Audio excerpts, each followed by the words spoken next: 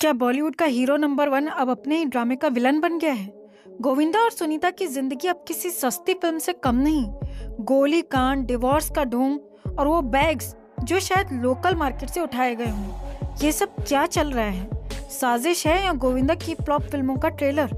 चलो इस comedy thriller को डिकोड करते हैं। पिछले साल गोविंदा ने अपने पैर में गोली मार ली या शायद किसी को बोल दिया, भाई एक गोली मार दो, थोड़ी पब्लिसिटी चाहिए। फिर डिवोर्स की खबरें आईं, सुनीता कोर्ट तक पहुंची, लेकिन हफ्ते भर में सब सुलझ गया। अरे इतनी जल्दी तो हमारी माँ भी हमसे नाराजगी खत्म नहीं करती। और ऊपर से गोविंदा के सेक्रेटरी की मौत, क्या वो गोली कांड पार्ट 2 में फंस गया? फिर सुनीता हर जगह छा गई, पॉडकास्ट में, एयरपोर्ट पर। यार ये क्या है, फिल्मी स्क्रिप्ट या फैमिली का तमाशा? सुनीता का हर मूव अब किसी कॉमेडी सीन से कम नहीं। डिवोर्स की बात कर रही थी, लेकिन अगले दिन गोविंदा के घर का टूर देती दिखी। अरे तलाक लेना है तो अपना सामान पैक करो ना, गोविंदा का बेडरूम क्यों दिखा रही हो? एयरपोर्ट पर YSL बैग्स लिए पोज मार रही थी, जो शायद ये सब लोखंडवाला से 500 रुपए में खरीदे हों। इंटरव्यूज में बोलती हैं गोविंदा के पास एक राज है। अरे वो राज शायद ये है कि गोविंदा ने पिछले हफ्ते का खाना उनके बैग में छिपा रखा है। तो क्या सुनीता बॉलीवुड की नई ड्रामा क्वीन बनने की प्लानिंग कर रही हैं, या बस गोविंदा को कह रही हैं अब मेरी बारी है हीरो? थोड़ा इमोशन भी सुन लीजिए। सुनीता कहती हैं गोविंदा रात को सोते नहीं, बस बातें करते हैं। अरे शायद वो अपनी अगली फिल्म का टाइटल सोच रहे हो, मैंने गोली क्यों चलाई। लेकिन मजाक छोड़ो, क्या सुनीता के पास कोई पुराना टेप है जिसमें गोविंदा अपने पुराने डांस मूव की प्रैक्टिस कर रहे हो? अगर ऐसा है तो ये शादी कम नाच मेरी जान का ऑडिशन ज्यादा लग रहा है। गोविंदा का दिमाग तो किसी 3D शतरंज से कम नहीं। पुराने दिनों में कहते थे मुझसे बुरे सवाल पूछो ताकि मैं भड़पूं और अखबार में छपूं। तो क्या गोली कांड उनका PR स्टंट 2.0 था? पहले सहानुभूति बटोरो, फिर डिवोर्स का ढोंग करो और सुनीता को बोलो जाओ एयरपोर्ट पर थोड़ा पोज मारो। या फिर सच ये है कि गोविंदा अपनी बायोपिक बना रहे हैं, टाइटल गोली से ग्लोरी तक और सेक्रेटरी की मौत। शायद वो गोविंदा के नए गाने मैं तो गोली मार रहा था सुनकर भाग गया। तो यार सच क्या है, गोविंदा का खेल या सुनीता का मजाक? इस वीडियो को लाइक और शेयर करिए, क्योंकि अगर ये सच नहीं भी है तो मजा तो पूरा आ रहा है। कमेंट में बताइए कि गोविंदा को ऑस्कर दिया जाए या सुनीता को बिग बॉस में डाल दिया जाए। अगली बार सुनीता जब कैमरे पे आएंगी तो क्या वो गोविंदा का कोई पुराना गाना गाएंगी या नया लोकल बैग दिखाएंगी? और गोविंदा शायद बोले मैं तो बस मजे ले रहा हूँ। सब्सक्राइब करना ना भूलें, क्योंकि ये ड्रामा अभी और भी मसालेदार होता दिख रहा है। तो बॉलीवुड में ऐसा कोई महीना खाली नहीं जाता जब किसी न किसी सेलिब्रिटी का तलाक ना होता हो।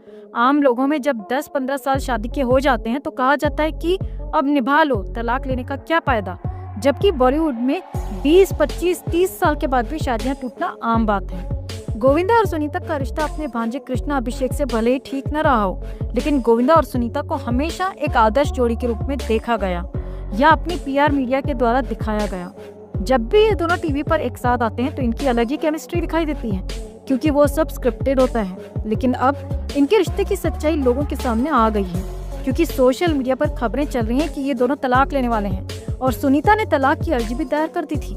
सुनीता ने अभी हाल ही में एक इंटरव्यू दिया और बताया कि वो अपने दोनों बच्चों के साथ अलग अपार्टमेंट में रहती हैं, जबकि गोविंदा उसी लाइन में अपने बंगले में अकेले रहता है। क्या इन दोनों का सच में तलाक होने वाला है या सिर्फ अफवाह है? बात करेंगे आज की इस वीडियो में इन दोनों के तलाक की खबरों पर। इनके तलाक पर बाद में आते हैं, लेकिन इससे पहले बात करते हैं इन दोनों की लव स्टोरी पर, क्योंकि इन दोनों की लव स्टोरी के बारे में कहा जाता है कि दोनों की लव स्टोरी फिल्मी है। इन दोनों की शादी हुई थी साल 1987 में। लगभग 38 साल इनकी शादी को होने वाले हैं और ये दोनों 2 बच्चों के पेरेंट्स हैं। खुद सुनीता ने एक इंटरव्यू में अपनी लव स्टोरी के बारे में बताया था। सुनीता ने बताया कि उसने गोविंदा को पहली बार तब देखा जब उसकी बहन की शादी गोविंदा के मामा से हुई थी। यानी सुनीता गोविंदा की मामी की बहन है, मतलब सुनीता गोविंदा के मामा की साली है। मतलब गोविंदा शादी के बाद अपने मामा का साड़ू बन गया। मतलब शादी के बाद गोविंदा की मामी गोविंदा की साली बन गई। मतलब शादी के बाद सुनीता का जीजा सुनीता का मामा ससुर बन गया। मतलब शादी के बाद सुनीता की बहन सुनीता की मामी सास बन गई। अबे कौन है ये ढक्कन जो इसको लव स्टोरी बोल रहे हैं? ये लव स्टोरी है, दिमाग का दही कर दिया। लोगों में जरा भी शर्म लिहाज नहीं रही। इसे लव स्टोरी नहीं, रिश्तों की माँ बहन करना कहते हैं। खैर, लव स्टोरी के नाम से फेमस किया है तो कहानी तो बतानी पड़ेगी। तो सुनीता ने गोविंदा को अपनी बहन की शादी में देखा। उस समय सुनीता 9वीं क्लास में पढ़ती थी और गोविंदा BCom फाइनल ईयर में था। एक बार सुनीता के यानी गोविंदा के मामा आनंद ने मजाक में कहा कि गोविंदा इतना सीधा है कि कोई भी लड़की इसे इम्प्रेस नहीं कर सकती। सुनीता ने इस मजाक को चैलेंज की तरह लिया और वहीं से इनकी अजब गजब प्रेम कहानी शुरू हो गई। हालांकि कहा जाता है कि सुनीता अमीर खानदान की लाडली थी और वेस्टर्न कल्चर पसंद करती थी, जबकि गोविंदा विरार का देसी लड़का था। उस समय गोविंदा अपने मामा के पास उनके घर में रहता था। सुनीता के जीजाजी यानी गोविंदा के मामा आनंद ने गोविंदा को पहली फिल्म तन बदन ऑफर की थी। उन्होंने सुनीता को भी लीड एक्ट्रेस बनने का ऑफर दिया था, लेकिन सुनीता ने मना कर दिया था। इसके बाद इस फिल्म में साउथ की एक्ट्रेस और वर्तमान में भाजपा की नेता खुशबू सुंदर को कास्ट किया गया था। गोविंदा के मामा आनंद एक फिल्म मेकर थे और उन्होंने कई पुरानी फिल्में डायरेक्ट और प्रोड्यूस की थी। काफी लोगों को नहीं पता होगा कि गोविंदा के माता पिता पुरानी फिल्मों में एक्टर थे। गोविंदा का बड़ा भाई कीर्ति कुमार एक्टर, डायरेक्टर, प्रोड्यूसर और सिंगर था। गोविंदा की बड़ी बहन कामिनी खन्ना भी एक राइटर, म्यूजिक डायरेक्टर और सिंगर थी। फिल्म तन बदन के सेट पर सुनीता आती जाती थी और यहीं से इन दोनों का तन बदन मिलने लगा। साल 1985 में इस फिल्म की शूटिंग शुरू हुई थी और तभी से इनकी लव स्टोरी भी शुरू हो गई। 3 साल तक एक दूसरे के साथ स्पेशल क्वालिटी टाइम बिताने के बाद साल 1987 में इन दोनों ने पक्का वाला गठबंधन कर लिया, यानी शादी कर ली। याद रहे, जिस समय इन दोनों की शादी हुई थी तब सुनीता 18 साल की थी और 19 साल की उम्र में उसने एक बेटी को जन्म दिया। गोविंदा की फिल्मी करियर पर नेगेटिव प्रभाव न पड़े, इसलिए उन्होंने अपनी शादी को 4 साल तक दुनिया वालों से छिपा कर रखा और इस बात का फायदा उठाया गोविंदा ने।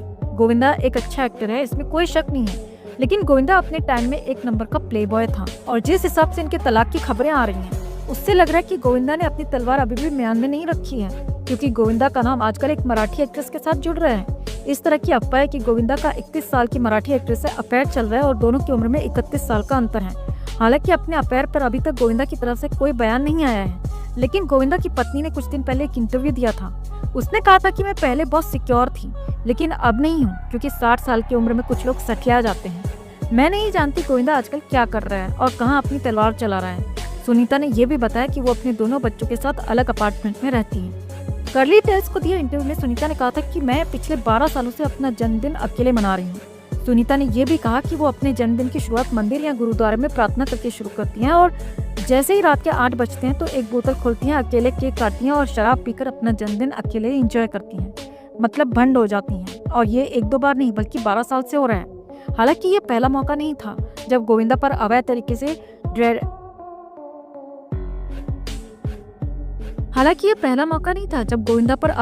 से ड्राइविंग करने के आरोप लगे हों। इससे पहले भी गोविंदा कई एक्ट्रेसेस के साथ में गाना गा चुका था।